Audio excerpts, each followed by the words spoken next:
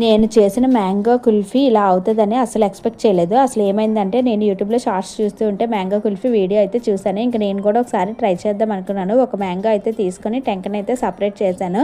ఈ మ్యాంగో నుంచి టెంకని సపరేట్ చేయడానికి నేనైతే చాలా కష్టపడ్డాను. దాదాపు 15 నిమిషాలు దీనికే పట్టింది. తర్వాత ఈ మ్యాంగోని అయితే పక్కన పెట్టుకున్నాను.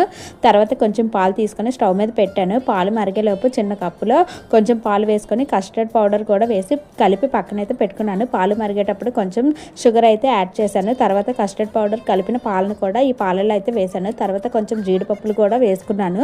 ఇప్పుడు దీనిని బాగా మరిగించాలి చిక్కగా అయ్యేంత వరకు. తర్వాత అయితే స్టవ్ ఆఫ్ చేసుకోవాలి. ఇంకా స్టవ్ ఆఫ్ చేసుకున్న తర్వాత ఇదంతా చల్లారిన తర్వాత మనం పక్కన పెట్టుకున్న మ్యాంగోలో అయితే ఇదంతా వేసుకొని ఫ్రిడ్జ్లో అయితే పెట్టుకోవాలి. నేనైతే ఒక రోజంతా ఇలా ఫ్రిడ్జ్లో అయితే ఉంచాను. నెక్స్ట్ డే అయితే తీసాను.